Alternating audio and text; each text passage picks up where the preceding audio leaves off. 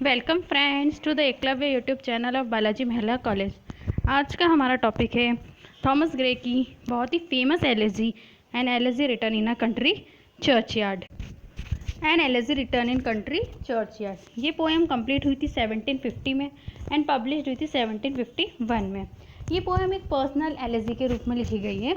जब Thomas Gray के friend है रिचर्ड वेस्ट, उनकी 1742 में डेथ हो जाती है। उसके बाद मतलब उनके लाइफ में ग्रीफ भर जाता है, दुख भर जाता है। फिर उसके बाद से वो ये पोएम लिखना स्टार्ट कर देते हैं। ये पोएम में पेस्टोरल एलिमेंट है, यानी देहात का वर्णन है। तो जो ये पोइट है थॉमस ग्रे हैं, चर्च के कब्रिस्तान में रहते हैं, चर्च यार्ड में रहते हैं। वहाँ पर जो उनकी कब्रें होती हैं उनको देखकर ये शोक प्रकट करते हैं, उन लोगों के लिए ग्रीफ प्रकट करते हैं कि इन लोगों को अपॉर्चुनिटी नहीं मिली, यानी इनको अवसर नहीं मिला। अगर इन्हें अवसर मिलता तो ये भी क्रॉमवेल, हैमलेट, इस तरह के पोइट या कोई भी राजनेता या कुछ भी बन जाते। पर इन्हें लाइफ ने अपॉर्चुनिटी नहीं दी कि ये अपनी फ्रेग्रेंस को, यानी अपनी खुशबू को देश में फैला सके। और इस पोएम में मतलब फिर वो बाद में वो कहते कि कोई बात नहीं, अगर इन्हें अपॉर्चुनिटी नहीं मिली तो, पर ये सब इन चीज़ों से भी दूर रहे। जैसे अगर इनमें ग्रेटनेस नहीं मिली तो ये ईविल वेज, यानी बुरे तरीक़ों से भी, बुरे रास्तों से भी दूर रहे। लास्ट में पोइट एक एपिटैफ लिखते हैं, उन सबको हम इस पोएम में पढ़ेंगे। Now we start the poem. The curfew toll the knell of parting days. Curfew toll means होता है संध्याकालीन घंटी, पार्टिंग डेज मतलब जब दिन समाप्त होता है। तो जो संध्याकालीन घंटियाँ हैं, जो कर्फ्यू टोल्स है, वो बजती है जब दिन समाप्त हो जाता है। जब संध्या हो जाती है, इवनिंग हो जाती है, तब ये कर्फ्यू की संध्याकाल की घंटियाँ बजती हैं। The lowing herd wind slowly over the lea. और जो कैटल्स होते हैं, जो जानवर होते हैं, मवेशियों की जो आवाज़ है वो, और जो हवाएं हैं उनकी आवाज़ चाराग्रह, ओवर द लीव मतलब जो चाराग्रह होता है उनके आसपास आती है। The Plowman homeward ploughed his very way.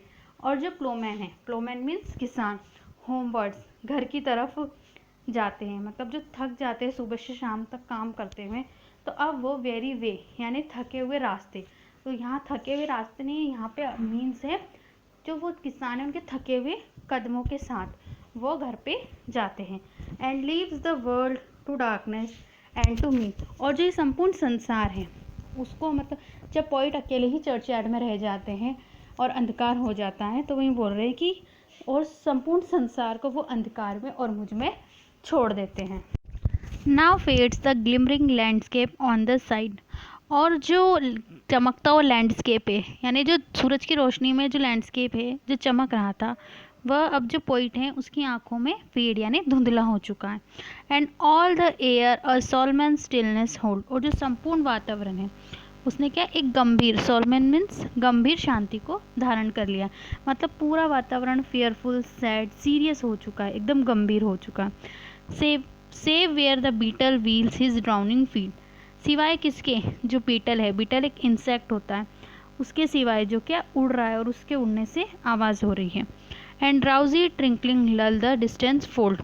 और जो मतलब मवेशी हैं उनके गलों में जो घंटियाँ बंधी हुई है, वो जब घर की तरफ जा रहे हैं तो उनके गले में जो बंधी हुई घंटियाँ हैं उनसे ट्रिंकलिंग की आवाज़ हो रही है, मतलब जो वो घर जा रहे हैं तो घंटी बज रही है। Save that from yonder ivy mantled tower. सिवाय जो आईवी मेंटल टावर से। The moping owl does to moon complain. जो मोपिंग आउल है, जो उदास उल्लू है, वो मून से कंप्लेन कर रहे हैं। Of such as wandering near her secret bower. उन लोगों के बारे में जो उसके सीक्रेट बावर, जो उनके सीक्रेट स्पेस है उसके आसपास घूम रहे हैं। मॉलेस्ट हर एंशियंट सॉलिटरी रेंज। और उसकी जो शांति है, उसकी जो सॉलिटरी है, उसको भंग कर रहे हैं। Beneath those rugged elms that yew tree shade. उन एल्म्स ट्रीज और यू ट्री के नीचे।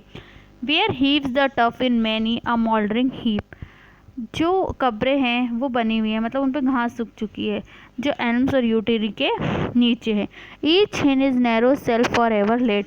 और प्रत्येक, मतलब जो प्रत्येक है वो अपनी जो छोटी छोटी कब्रें हैं उनमें फॉर एवर हमेशा के लिए लेटा हुआ है। The rude forefathers of the hamlet sleep. और जो रूड, रूड मीन्स होता है सीधे साधे जो लोग हैं, जो पूर्वज हैं, वो उसमें लेटे हुए हमेशा के लिए सोए हुए हैं। The breezy call of incense breathing morn. और जो सुबह की खुशबूदार हवा है वह।